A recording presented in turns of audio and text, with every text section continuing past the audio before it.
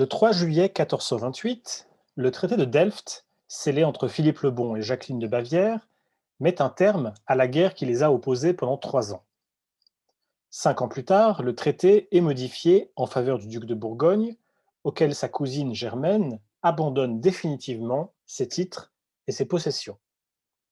Philippe le Bon devient ainsi comte de Hainaut, de Zélande et seigneur de Frise.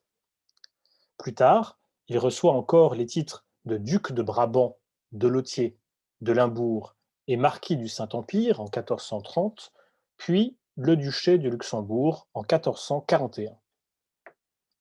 Ces différents événements constituent l'acte de naissance de ce que les historiens appellent les Pays-Bas bourguignons. D'une part, les comtés de la Hollande et de la Frise perdent leur indépendance séculaire en étant intégrés dans la grande principauté de Bourgogne, dont la majorité, d'autre part, est désormais située dans ce que l'on appelle les pays de par-deçà, de la Somme à la Frise et de la mer du Nord au Luxembourg, et non plus dans les pays de par-delà, avec ces deux Bourgognes, duché et comté, et ses annexes. Donc ce qu'on appelle les pays de par-delà, c'est le sud des Pays-Bas, et les pays de par-deçà, c'est le nord des Pays-Bas, Pays-Bas bourguignons. La grande principauté de Bourgogne n'a donc jamais été aussi vaste. Mais elle n'a jamais été aussi difficile à gouverner. Malgré les efforts de Philippe le Bon, les Pays-Bas y demeurent un territoire profondément hétérogène, un foyer de révolte, de tensions entre la cour ducale et les États locaux, mais aussi entre ces États et les villes néerlandaises, qui ne cessent de résister, on l'a vu la semaine dernière, à la politique centralisatrice des ducs de Bourgogne. À cette situation, le duc de Bourgogne, Philippe le Bon, répond d'abord sur le plan politique, en déplaçant progressivement le centre de gravité de la grande principauté vers les Pays-Bas. Alors que Philippe le Hardi et Jean sans Peur résidaient souvent à Paris, dans leurs hôtels de Conflans, de Bourgogne ou d'Artois, les déplacements de la cour de Philippe le Bon se déportent vers le nord-est de la France et ne font plus guère le crochet par Paris ou la Champagne.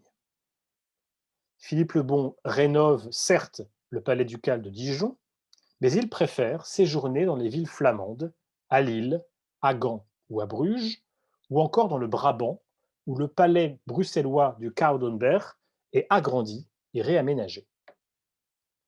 Plus présent dans les Pays-Bas, le duc de Bourgogne est aussi plus entreprenant, en mettant en place les États généraux. Les États généraux est une assemblée unique qui réunit les différents représentants, les principaux représentants des Pays-Bas, et c'est une assemblée unique qui siège pour la première fois le 9 janvier 1464 à Bruges et qui sera réunie à 12 reprises entre 1464 et 1477. Tout en respectant l'organisation gouvernementale des différents États provinciaux des Pays-Bas, cette institution des États généraux permet au pouvoir bourguignon de conserver une forme de contrôle sur les décisions concernant les Pays-Bas, tandis que les villes néerlandaises, à l'image de Louvain, continuent à prospérer et à construire ou faire construire d'impressionnants hôtels de ville. Mais l'action fédératrice de Philippe le Bon n'est pas simplement politique, elle est aussi symbolique. Il comprend en effet que pour s'attacher la fidélité loyale de ses vassaux, il lui faut affirmer sa puissance en donnant l'exemple de son autorité plutôt qu'en tentant de l'imposer. C'est la raison pour laquelle il décide de faire de la magnificence le maître mot de ce gouvernement. Et cette question de la magnificence occupera la séance d'aujourd'hui et la séance de la semaine prochaine. Depuis l'Antiquité, cette qualité de la magnificence, par laquelle une personne vit et agit avec éclat et générosité, faisant profiter le plus grand nombre possible d'individus de ses richesses et de ses fastes, est en effet considérée comme la qualité princière par excellence. Pour Aristote, la magnificence, ce qu'il appelle la mégaloprépeia, conduit à accomplir des actions qui, je cite, ont de la grandeur et qui sont belles, car le spectacle de pareilles opérations suscite l'admiration. Je vous renvoie à l'Éthique à Nicomaque, chapitre 4, partie 4, 1122b. Dans son livre de la paix, en 1413, Christine de Pisan insiste à son tour sur la nécessité de la magnificence princière par laquelle le souverain accomplit des exploits admirables et exemplaires. En effet, comme le note Giovanni Pontano, un poète actif à la cour aragonaise de Naples durant la seconde moitié du XVe siècle, la bienfaisance, comme la magnificence, je cite, confine à la libéralité, car son nom vient du bénéfice qu'elle procure en faisant du bien. Mais il y a une différence entre les deux, car la libéralité aide par l'argent, la bienfaisance par les bonnes œuvres. Par ses actions de prestige, le prince magnifique fera ainsi, je cite à nouveau Pontano, de ses ennemis des amis, des hommes hostiles des dévoués, des infidèles des fidèles, et poussera les étrangers à l'aimer, même s'ils vivent dans des terres lointaines. La magnificence de Philippe le Bon est omniprésente. En organisant de nombreux événements publics autour de sa personne et de sa famille, mariage, banquets, entrées princières, joutes, tournois, il met en scène un pouvoir qui donne le sentiment de donner sans chercher à recevoir. Il en est de même quand, en 1430, Philippe le Bon annonce la fondation de l'ordre de la Toison d'Or. Alors que Jean de Lancastre, duc de Bedford, lui avait offert de devenir chevalier de l'ordre de la Jarretière, mais aussi, de ce fait, son obligé, Philippe le Bon prend l'initiative de créer un ordre de chevalerie proprement bourguignon, réaffirmant la souveraineté de la grande principauté face à l'Angleterre, mais aussi à la France, tout en s'attachant la fidélité de ses chevaliers.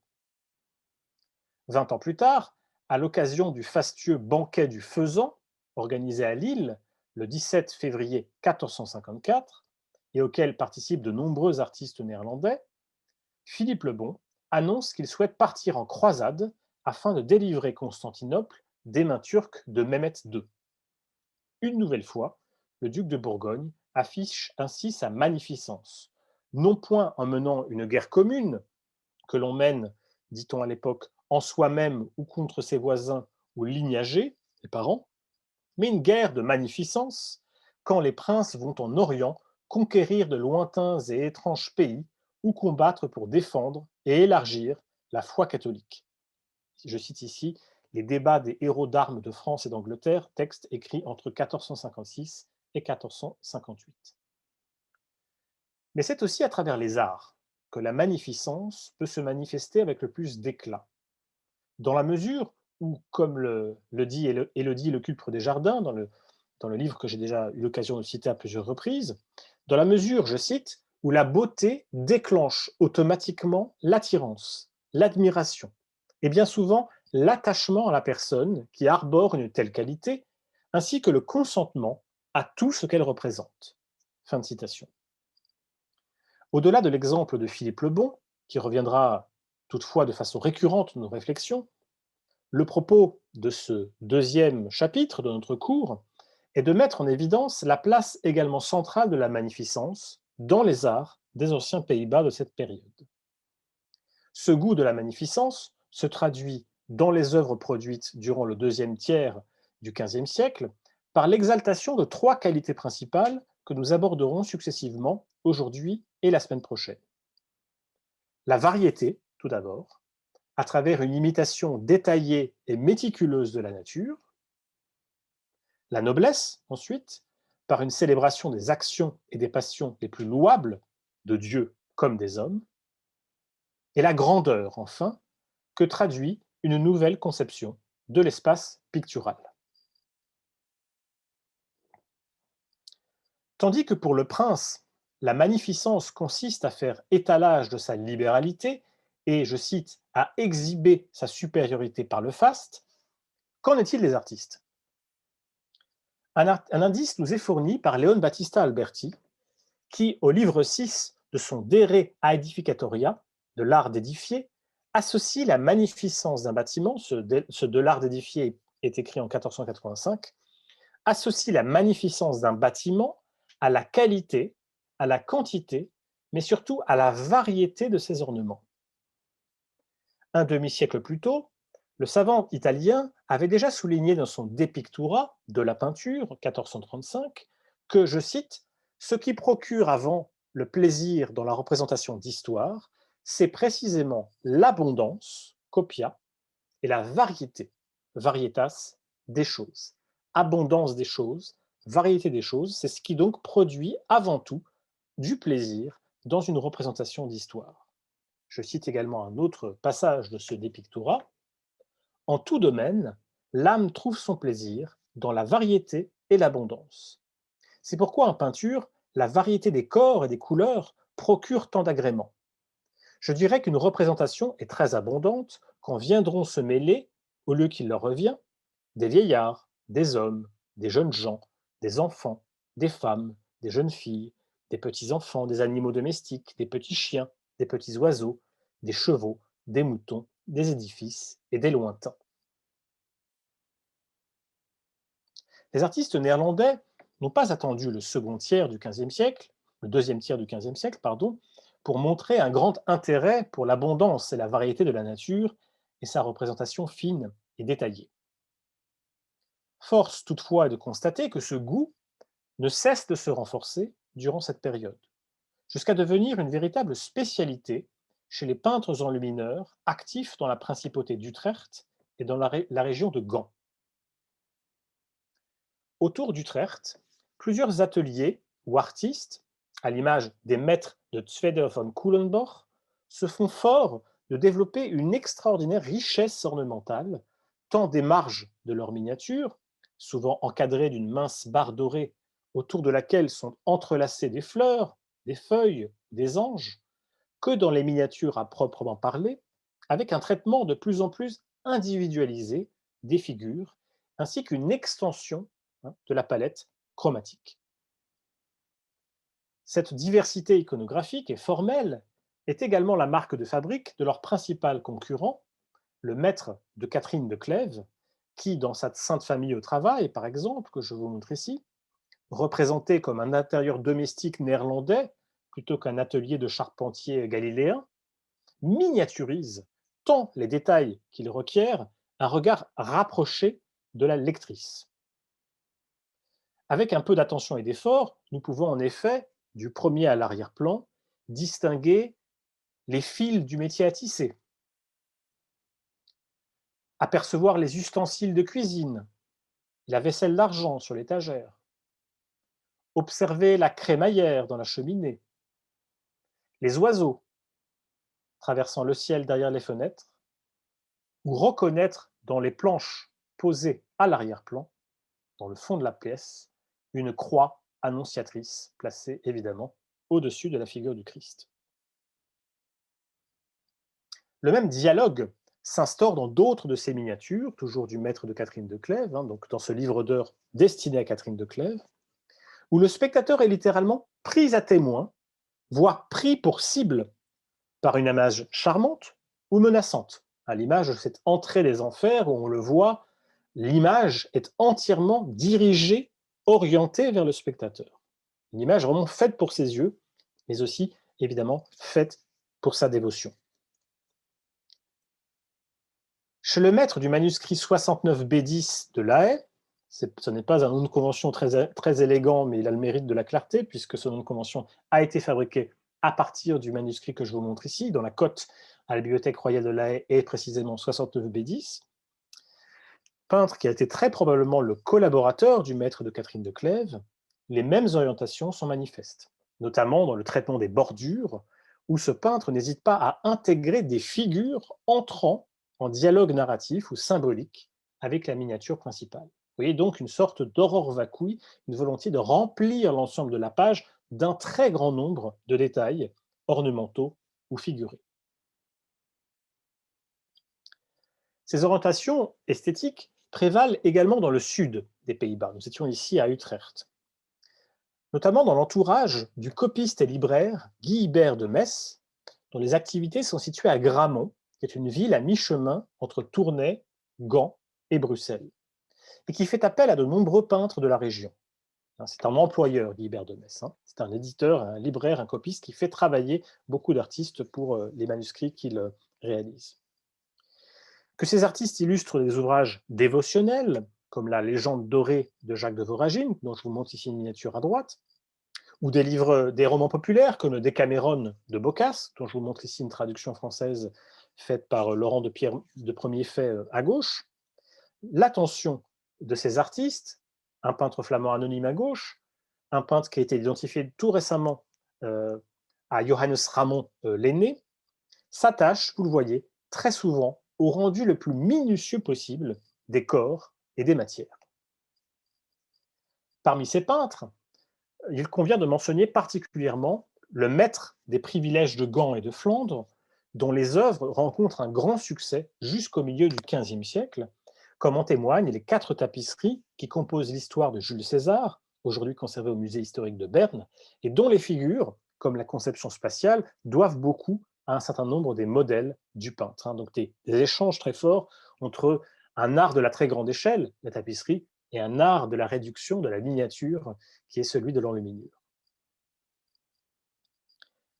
Pour les peintres qui viennent d'être évoqués, la multiplication des détails est de nature sémantique et visuelle.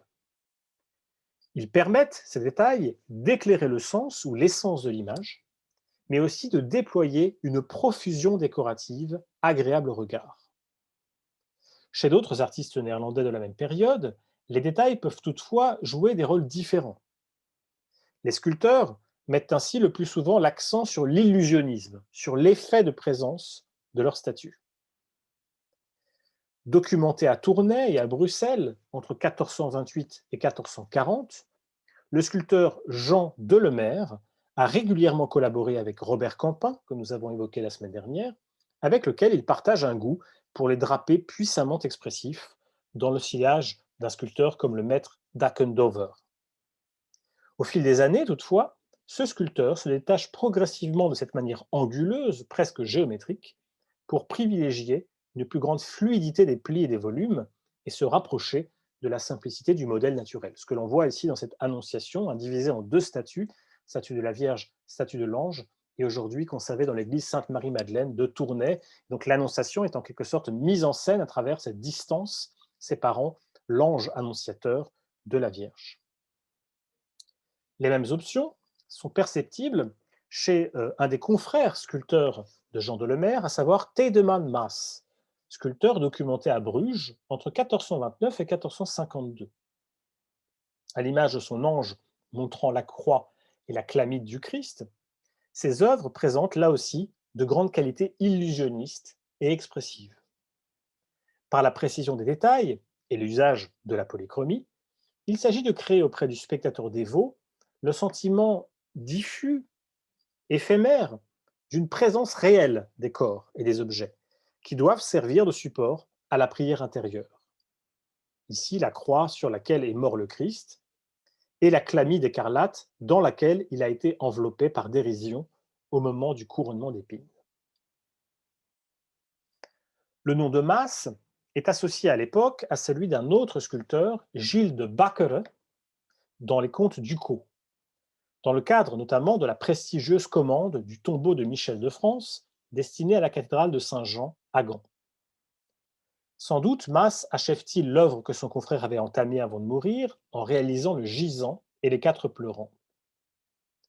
Pour sa part, Gilles de Backere est considéré comme l'un des premiers spécialistes néerlandais de la sculpture d'albâtre.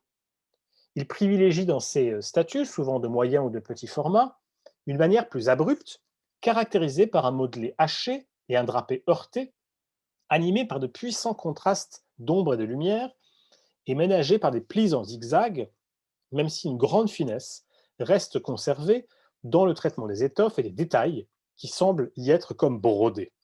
On le voit aussi dans le traitement ici de la matérialité du voile de la Vierge. On remarque la volonté de rendre compte jusqu'à la couture, jusqu'au tissage même de la matière. Toujours donc ce goût vraiment du détail minutieux qui va presque au-delà de ce qui serait visible dans la réalité. En favorisant ce traitement détailliste des corps, des matières et des surfaces, les artistes néerlandais de l'époque confèrent à leurs œuvres une plus grande autonomie vis-à-vis de leurs sources textuelles. La quantité des informations des informations visuelles, j'entends, se substituant aux nombreuses inscriptions qui ornaient traditionnellement les pages des manuscrits peints ou les marges et les phylactères des retables. Un bon exemple de cette substitution, ce remplacement d'un modèle plutôt textuel vers un modèle plutôt visuel, est cette nativité peinte par Jacques d'Array entre 1432 et 1435 et qui a fait partie de 4 panneaux ornant les volets d'un retable sculpté pour la chapelle de la Vierge de l'abbaye de Saint-Vaast. Fondé sur le tableau de même sujet peint par son maître Robert Campin, qu'on a vu la semaine dernière, dont il simplifie l'iconographie, notamment par un effet de recadrage, cette œuvre accorde toutefois une plus grande importance aux figures. Il sacrifie une partie du paysage et propose ce recadrage resserré sur les figures, également mis en valeur par la structure presque frontale de l'étable ou l'inversion de l'attitude de l'ange de droite, désormais orientée vers elle. On voit très bien comment les différentes figures d'anges sont concentrées, sont orientées vers la figure de la Vierge et du Christ. Ce qui n'était pas le cas tout à fait dans le tableau de Campin que nous avions vu la semaine dernière. On voit bien qu'ici, Jacques d'Array, pour faire comprendre la scène au spectateur, n'a plus besoin des inscriptions employées par Campin dans son image, auxquelles il substitue en quelque sorte les corps mêmes. Seul un phylactère est conservé, tenu par les anges à gauche, mais rien n'y est écrit de façon lisible, comme si d'Array avait fait le choix de le conserver par pure convention.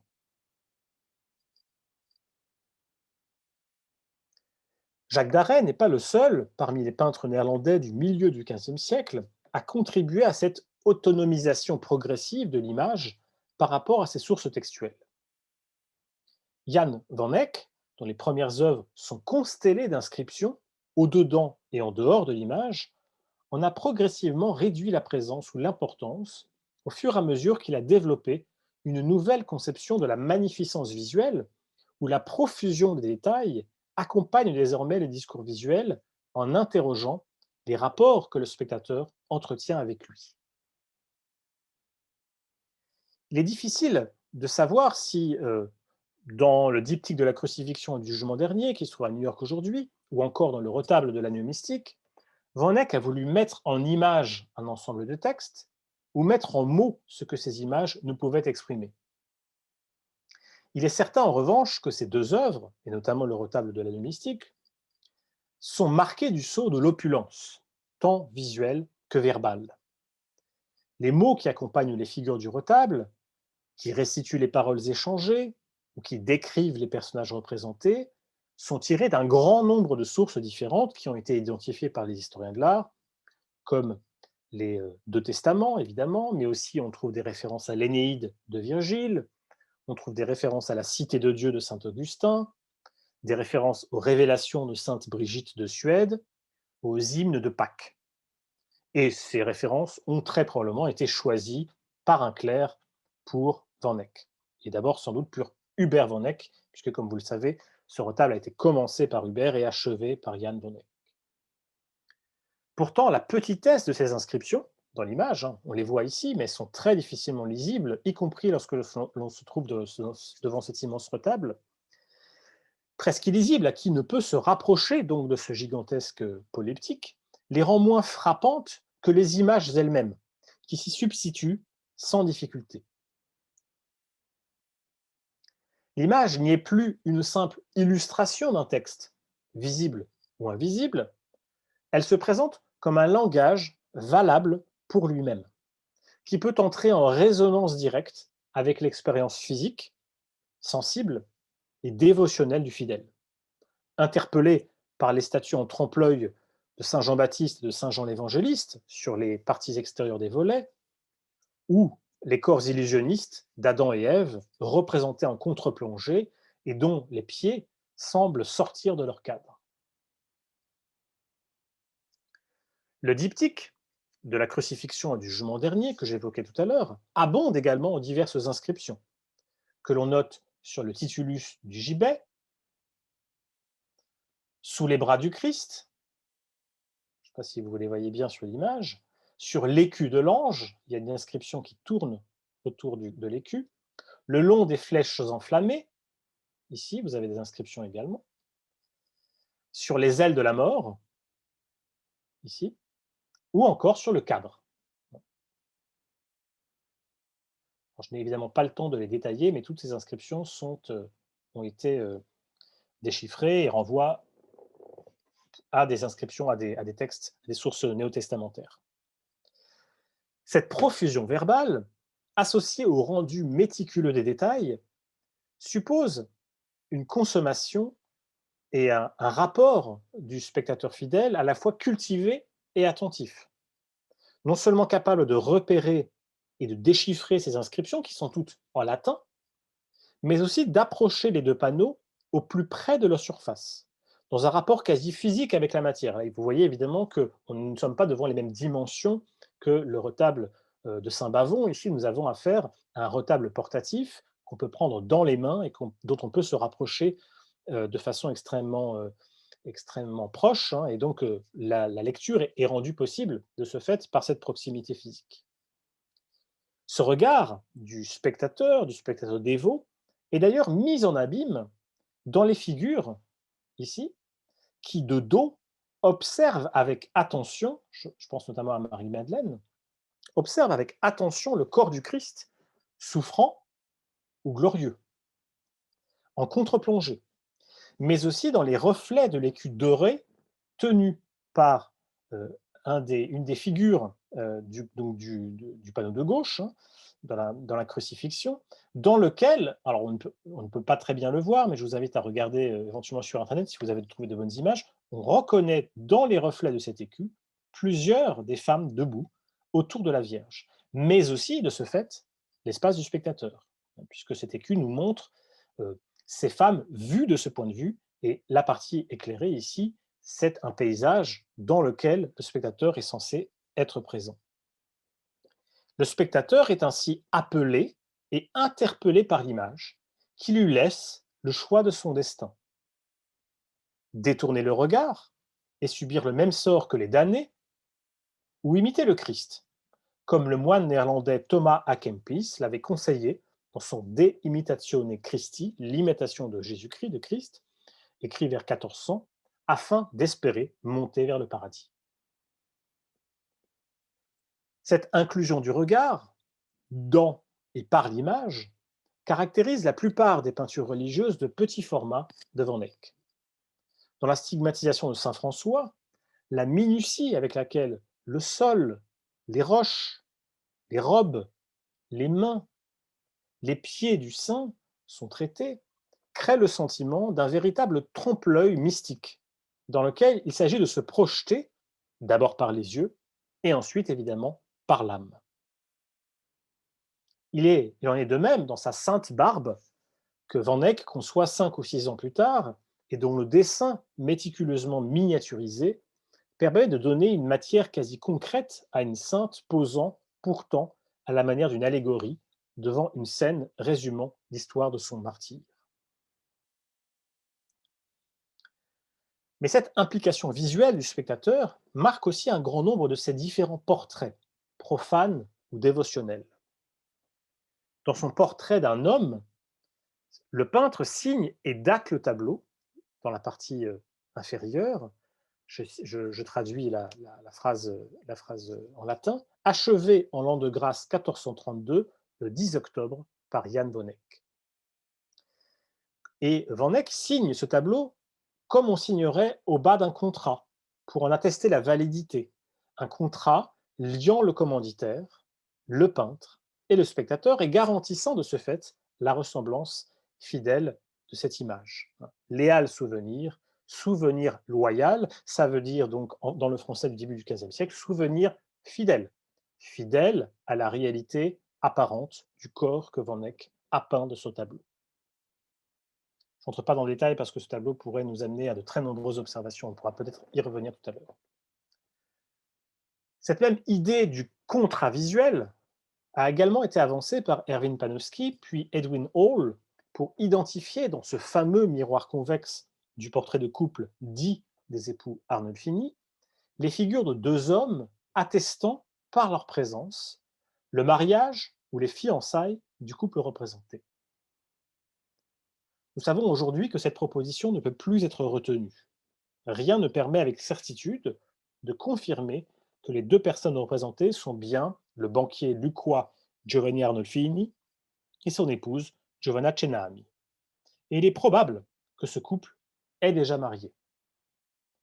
En revanche, l'idée selon laquelle les reflets visibles à la surface de ce miroir, selon un véritable tic formel que Van Eyck a également utilisé dans ses Saintes Femmes, et on vient de le voir dans son diptyque de la crucifixion du jugement dernier, le bouclier avec ses reflets, viendrait effectivement valider une sorte de contrat entre les deux modèles, les deux hommes visibles dans le miroir, et le peintre lui-même, qui peut-être fait partie de ces deux hommes, mais pas nécessairement, et et par lequel enfin, que Van Eyck rend visible à travers sa signature, une nouvelle fois, au-dessus du miroir.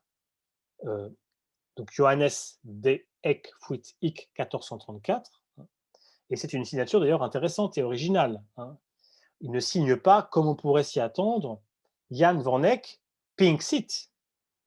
On pourrait s'attendre à ce qu'ils disent Jan Van Eyck a peint ce tableau. Non, il signe bien Fuit Ick, a été là ou fut ici.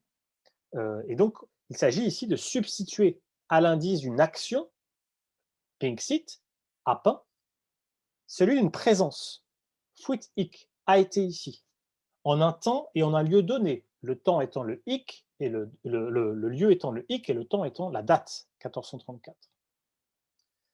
Il s'agit ainsi de mettre en scène une signature qui semble incisée sur le mur, au-dessus du miroir convexe, comme si le peintre avait laissé une trace de son passage dans la pièce, pour attester, une nouvelle fois, de la véracité de la représentation, du caractère léal de ce souvenir, mais aussi des vertus morales et chrétiennes du couple, si ce couple n'est pas le portrait de Van Eyck ou de son épouse Margaretha. C'est une possibilité d'interprétation aujourd'hui.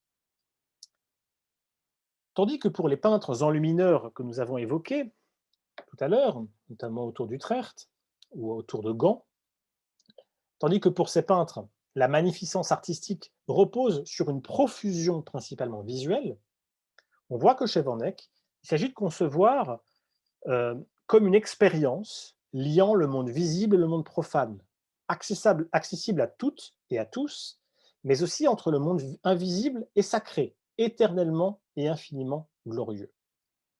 Et donc, il faut créer une expérience mettant en rapport, de façon intime, de façon quasi organique, ce monde visible et profane et ce monde invisible et sacré. Il arrive d'ailleurs au peintre de matérialiser cette liaison. Dans son célèbre triptyque de Dresde, le Christ adresse quelques mots transcrits sur une banderole au donateur italien. Ces mots sont « Mettez-vous à mon école, car je suis doux et humble de cœur ». Et vous le voyez, ce donateur italien n'est séparé de lui que par la jointure des deux panneaux, dans un espace qui semble homogène entre le panneau central et les deux parties intérieures des volets. Dans la Vierge au chancelier Rollin, le donateur, agenouillé devant un prie-dieu et les mains jointes, devant une vue imaginaire combinant les paysages d'Autun et les édifices de Liège, semble lui aussi faire partie du même espace que la Vierge à l'enfant.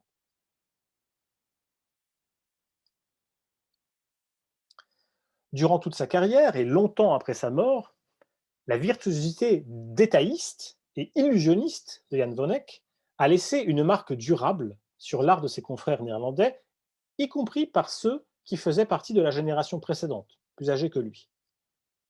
C'est le cas, par exemple, de Robert Campin, dont l'art a sans doute servi de modèle à Jan Bonneck, avant que ce dernier n'y imprime lui-même sa propre manière, qui à son tour a été prise en compte par le peintre tournésien, aussi bien dans ses peintures religieuses que dans ses portraits. Dans sa structure d'ensemble, le triptyque Verle de Robert Campin repose sur les solutions formelles mises en place dans le triptyque de Mérode que nous avons vu la semaine dernière. Je n'entre pas dans les détails, on l'a déjà vu. Mais la manière dont Campin y joue avec la perméabilité des frontières instaurées par la séparation entre les panneaux renvoie également aux expériences de Van Eyck.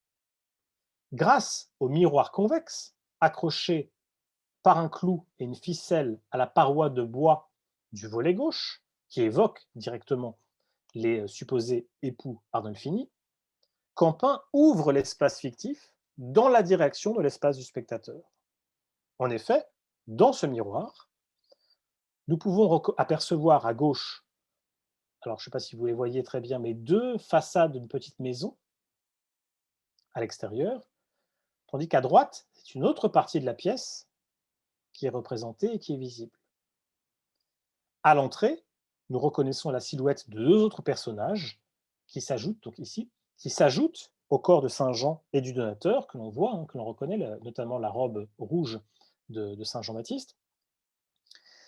Et donc, on voit très bien là aussi intégrer des figures qui ne sont pas visibles en dehors de l'espace du miroir.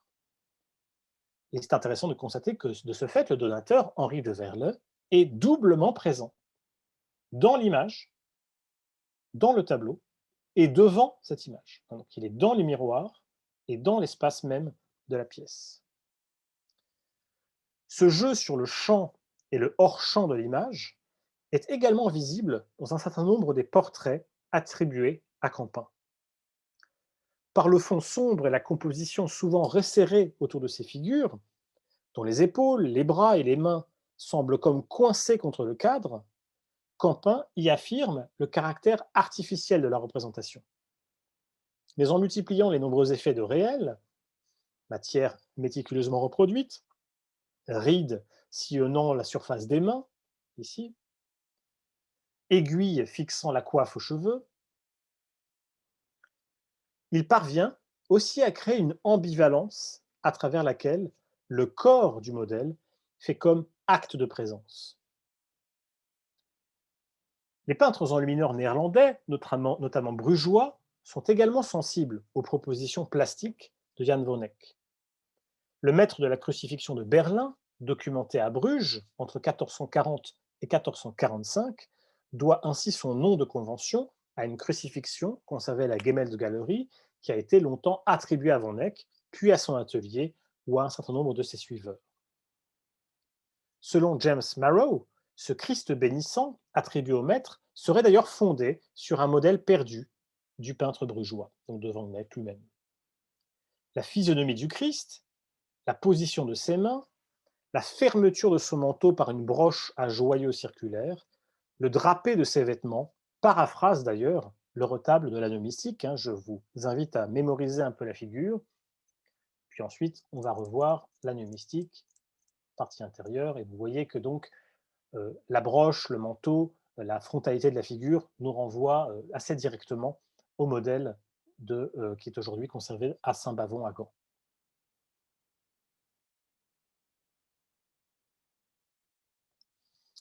Les mêmes formules sont utilisées par le maître de Jean Chevreau, un peintre actif à Bruges durant le deuxième quart du XVe siècle, ainsi nommé en référence à deux frontispices peints en 1445 pour une cité de Dieu de Saint-Augustin, copiée par Jean Chevreau, évêque de Tournai et proche de Philippe le Bon. Outre le traitement particulièrement minutieux des matières, cette miniature se distingue par son organisation spatiale. Les rideaux ouverts du grand dais octogonal mettent en scène de façon assez dramatique le corps du Christ, dont les pieds posés sur le globe semblent comme débordés de la scène, en étant placés sur les marches, de façon d'ailleurs assez peu vraisemblable du point de vue perspectif, mais aussi comme au bord de l'image elle-même. On retrouve certaines astuces plastiques qu'on a déjà évoquées la semaine précédente autour de ce jeu d'une image qui fonctionne à la fois dans l'espace de la page et qui semblent sortir, pour ainsi dire, de cet espace superficiel. En quelques années, les modèles de Van Eyck se diffusent également dans le reste de l'Europe, dans le Saint-Empire et en Italie, mais aussi dans la péninsule ibérique et en France.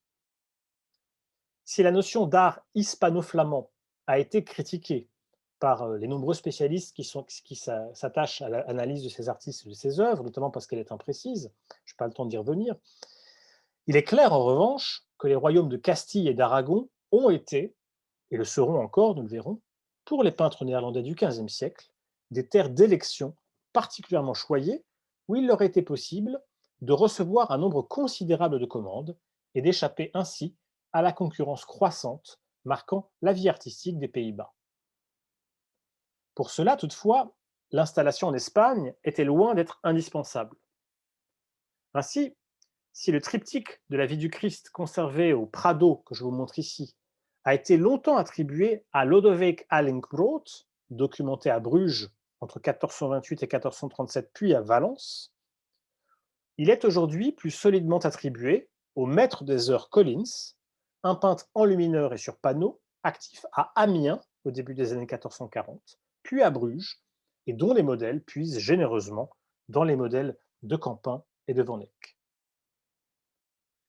C'est donc un tableau qui a été peint pour des clients espagnols, mais sans que ce peintre se soit déplacé en Espagne.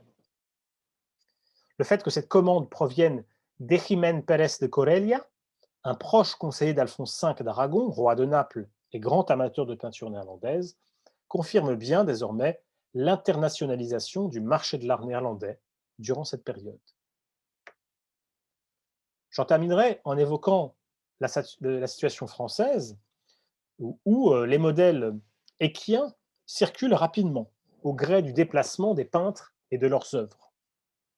À Bourges, nous revenons à Bourges après la semaine dernière, Jacob de Litemont rencontre un succès considérable, comparable à celui qu'un grand nombre d'artistes néerlandais avaient trouvé à Bourges et dans le Berry durant les précédentes décennies. Il travaille pour Jacques Coeur jusqu'à l'arrestation du grand argentier du Royaume de France en 1451, avant d'offrir ses services à Charles VII, René d'Anjou et Louis XI, et d'être remplacé dans ses fonctions par Jean Fouquet. L'Annonciation dont il réalise probablement le carton pour un maître verrier local, aujourd'hui nous avons tendance à penser qu'il s'agit de Henri Mélin, pour la chapelle de Jacques Coeur, sise dans la cathédrale Saint-Étienne, se présente, vous le voyez, comme un véritable pastiche des œuvres de Van Eyck. La vue en contre-plongée, l'attitude de Saint Jacques et de Sainte Catherine, dont la tête de Sainte Catherine évoque directement celle de la sainte peinte dans le triptyque de Dresde. Là aussi, je vous invite à regarder attentivement cette figure et on va la retrouver dans le triptyque.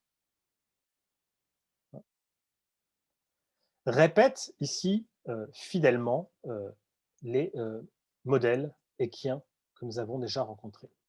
On pourrait aussi, de ce point de vue, constater la similitude de la figure de Saint Jacques et de Catherine, orientée vers la partie centrale, et dont, vous voyez, le pied de Saint Jacques déborde du cadre. On peut aussi penser, évidemment, à la figure d'Adam et Ève du retable de Saint Bavon,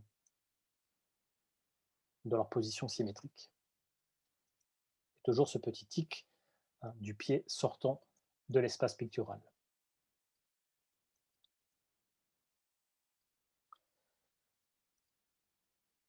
La Vierge, dont les longs cheveux blonds et bouclés tombent sur les épaules, ici, renvoie également au stéréotype mis en place par le maître brugeois, tandis que l'archange Gabriel rappelle, par les teintes de son manteau et la forme de la broche qui le retient, l'Annonciation de Washington. En France également, donc je l'ai dit, en France également, les modèles de Litemont sont très importants et on va retrouver donc ces modèles un peu partout, mais particulièrement effectivement à Bruges, comme je l'ai montré ici. Et la même œuvre de l'Annonciation a par ailleurs servi de modèle au panneau central du célèbre triptyque de l'Annonciation, dont l'attribution à Barthélemy d'Eck demeure encore discutée, mais qui a été assurément peint pour la chapelle de Pierre Corpici, drapier auprès du roi René d'Anjou, dans la cathédrale Saint-Sauveur d'Aix-en-Provence. Je m'arrête là et nous reprendrons la semaine prochaine pour la suite et la fin de ce chapitre 2.